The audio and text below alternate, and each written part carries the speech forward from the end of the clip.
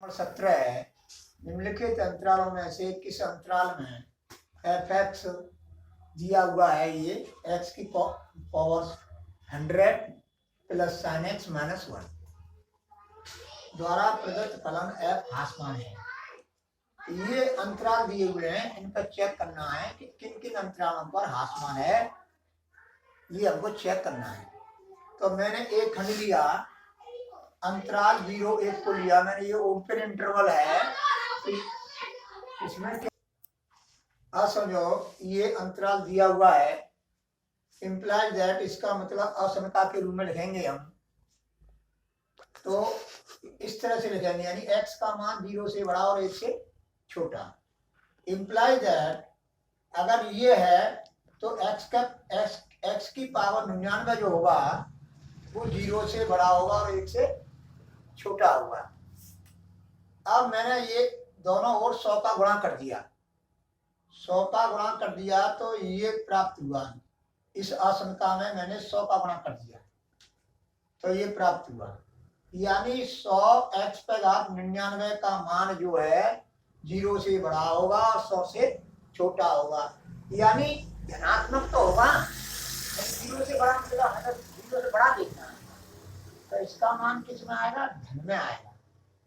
तो देखो F x ये दिया हुआ है, एफ डैश एक्स निकालेंगे, ये हो गया। अब एफ डैश एक्स में ये जो है ग्रेटर देन 0 है, cos x भी ग्रेटर देन, वो एफ एक्स दिया हुआ है, एफ डैश एक्स हमने ये निकाल लिया। अब अंतराल 0-1 पर ये ग्रेटर देन 0 है, जो ऊपर हम बता चुके हैं। यहाँ पर ये जो है ग्रेटर देन 0 और 100 से छोटा, मैंने मतलब धन में है। और cos, इसी अंतराल पर cos x का मान जो है इज ग्रेटर देन 0 आएगा। अंतराल 0-1 पर F dash X equal two plus, देखो प्लस प्लस, फिर इसका मान भी प्लस, तो किसा क्या आएगा, प्लस ही आएगा। तो प्लस आ गया तो ग्रेटर देन 0, अतः 0-1 पर फलन वर्धमान है, यानी धन में आवे, यानी ग्रेटर देन 0 पर वर्धमान होता है और लेस देन 0 पर हासमान होता है F dash x. F dash x का मान निकालेंगे, यानी फलन होता है हासमान और वर्धमान। अब देखो पहले बी खंड समझा रहा हूं तुमको, बी खंड। अब देखो एफ एक्स, तो ये हर एक में लिखा जाएगा F dash X equal to 100 X पे घात 99 प्लस cos x। ये सभी अंतरालों के लिए है। एफ डैश एक्स, इसका ही चिन्ह देखेंगे हम, जो एफ एक्स तो दिया हुआ है और पहले भी मैंने पहले खंड में लिख दिया है। अब π/2 कॉमा π/, पर 100 एक्स पे घात 99 is greater than 0, is greater than 0। π/2 से पाई के बीच में cos x क्या हुआ,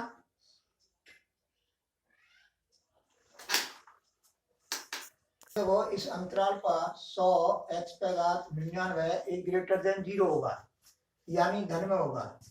अब हमने ये नहीं लिखा कि इसके बीच में जो होगा उसमें 100 का गुणा होगा, तो धन में तो होगा लेकिन बहुत बड़ा होगा। Comma cos x is less then 0, cos x is less then 0, क्योंकि ये द्वितीय चतुर्थांश में है ये इंटरवल। तो द्वितीय अंतराल में cos का मान नेगेटिव आता है, तो cos x is less then 0 और 100 x पे घात 99 plus cos x is greater than 0। हमें तो चिन्ह से मतलब है, संख्या से मतलब टेंशन नहीं लेना है संख्या पर, हमें चिन्ह देखना है केवल, क्योंकि 100 x पे घात 99 is greater then cos x।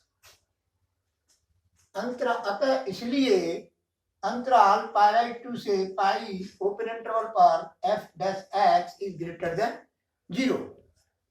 अतः पर इस अंतराल पर फलन जो है क्या होगा, वर्धमान होगा, वर्धमान होगा।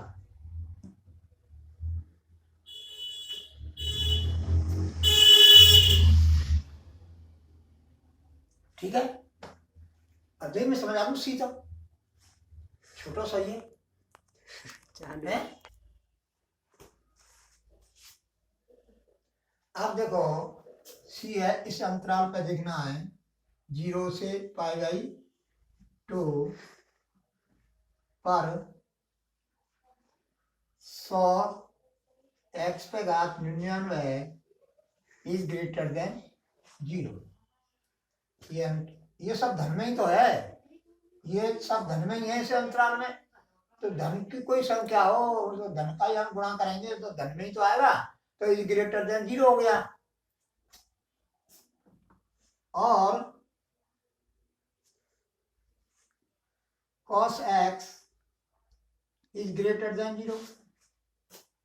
क्यों कि ये अंतराल प्रथम चतुर्थांश में है।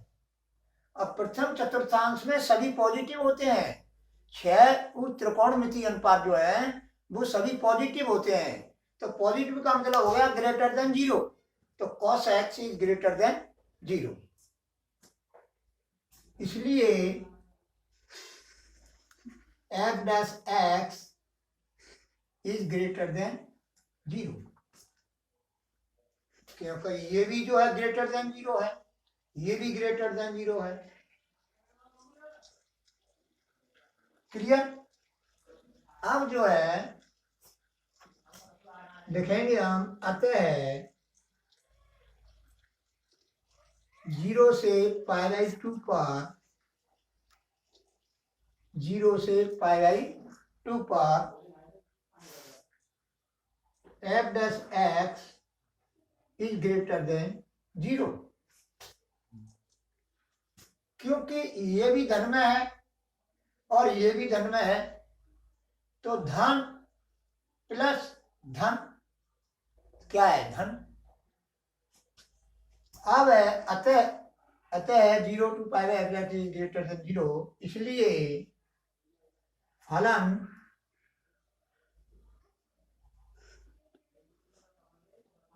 पर वर्धमान है।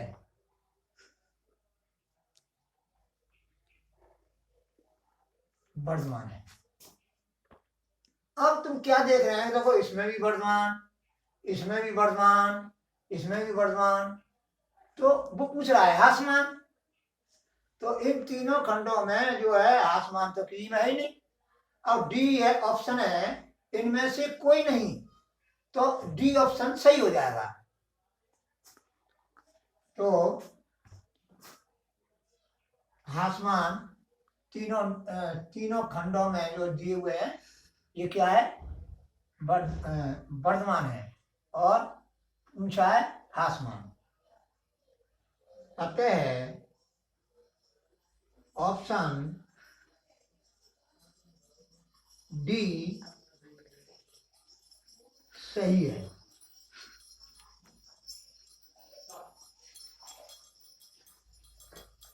क्योंकि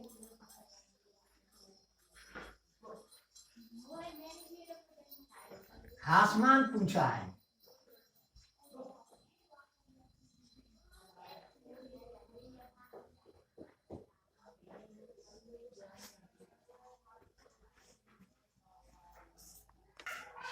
अब देखो प्रश्न नंबर 14 है, ए का वह न्यूनतम मान ज्ञात कीजिए।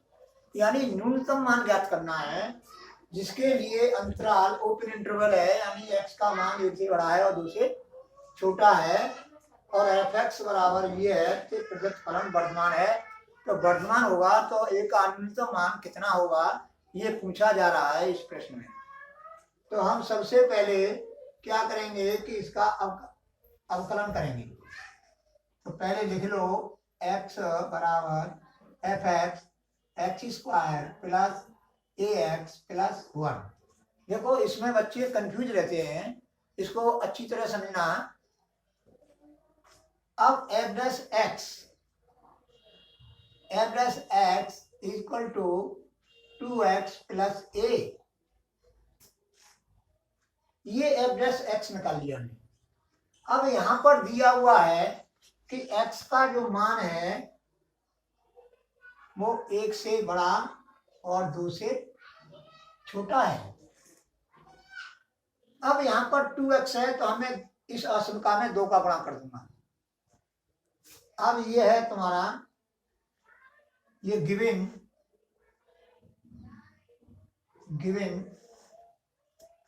दैट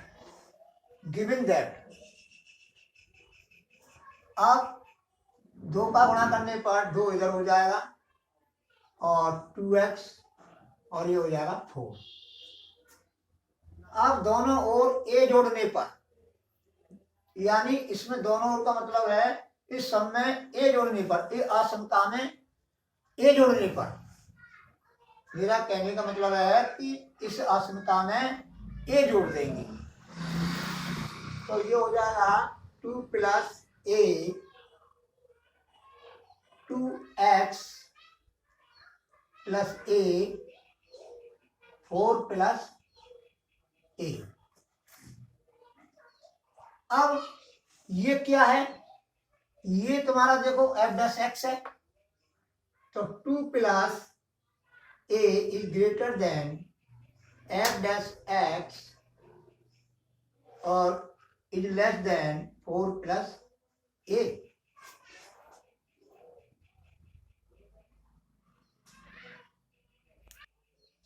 अब दोबारा से समझ लो, एफ डैश एक्स का जो मान है वो 2 प्लस ए से बड़ा है और 4 प्लस ए से छोटा है, तो इसमें न्यूनतम मान कितना होगा, 2 प्लस ए होगा। अब यहां पर जीरो हो, यहां पर क्या हो, 0, तो 0 एफ डैश एक्स का मान जो 0 से बड़ा होगा, 0 से क्या होगा, बड़ा, 0 से बड़ा, न्यूनतम मान ये है 2 प्लस ए। अब 2 प्लस ए की जगह पे हम जो है 2 प्लस ए बराबर 0 रख देंगे।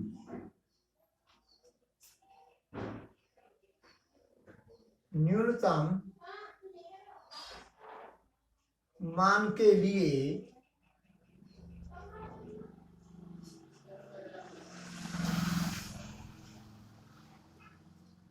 Plus A equal to 0, 2 plus A equal to 0, क्योंकि यहां पर हमें 0 लेना है, यानी 0 से बड़ा। न्यूनतम मान ये है तुम्हारा, क्योंकि एफ डैश एक्स का मान जो है 2 प्लस ए से बड़ा है, 4 प्लस ए से छोटा है। तो अगर मैं यहाँ पर 2 प्लस ए को 0 कर दूं तो वो एफ डैश एक्स का मान 0 से बड़ा हो जाएगा, यानी धन में हो जाएगा। तो ए इक्वल टू -2। अब क्या करेंगे हम, एक ही जगह पे इसमें मान रख के देख लेंगे, एक ही जगह पे यहाँ पे मान रख के देख लेंगे। तो समझो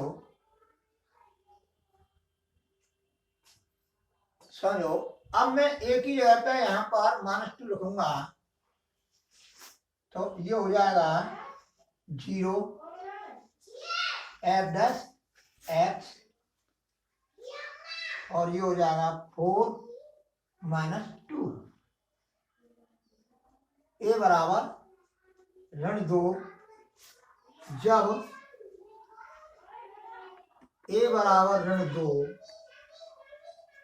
है, ए बराबर ऋण 2 है, अब इसमें मैं मान रखूंगा तो यहाँ 0 हो जाएगा, यहाँ क्या हो जाएगा 4 -2, तो ये क्या हो गया एफ डैश एक्स जो है ये 0 से बड़ा और 2 से छोटा। तो इसका क्या मतलब हुआ? इसका मतलब ये हुआ कि F dash X is greater than 0। Greater than 0 धन में ही तो है, हमें तो धन में देखना है। क्या देखना है?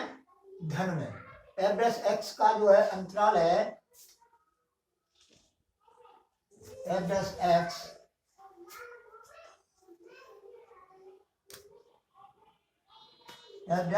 एक्स बिलोंग टू 0 से 2। F dash X is belong to 0 से बड़ा और 2 से छोटा। इसलिए F dash X is greater than 0। अतः a बराबर -2 पर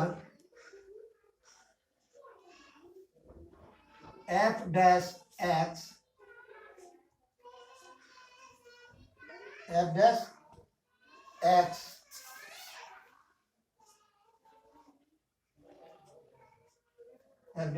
एक्स इज ग्रेटर देन 0। अतः a बराबर 2 पर F dash X is greater than 0, यानी धन में है। और कहां तक है? 2 से छोटी है, तो है तो धन में ही। तो F dash X is greater than 0, यानी धन में होना चाहिए। और मैंने यहाँ पर स्पष्ट कर दिया है कि एफ डैश एक्स का मान जो है 0 से बड़ा और 2 से छोटा, यहाँ पर देख लो। ठीक है, इसलिए न्यूनतम ये उत्तर की जांच हो गई। यही उत्तर की जांच।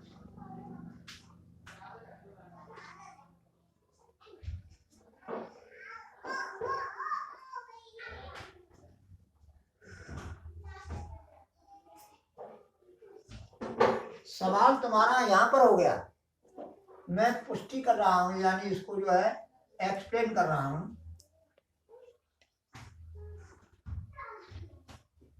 उत्तर की जांच है।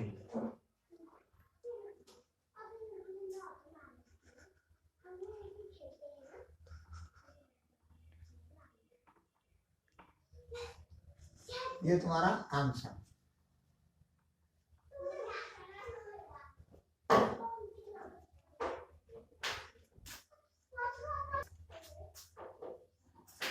जो कि ये क्या है? वर्धमान है से। अब देखो, वर्धमान के लिए, वर्धमान की बात तो करो ना। वर्धमान का जो मान है वो 0 से बड़ा होना चाहिए। तो 0 से बड़ा होना चाहिए, तो यहाँ पर जो है एफ डैश एक्स का मान 0 से बड़ा जो ही तो होगा ना, यहाँ पर 0 होगा। तो न्यूनतम मान के लिए न्यूनतम मान जो है इसको 0 के बराबर रख देंगे और a का मान प्राप्त कर लेंगे जब a बराबर ऋण 2 है वो सब।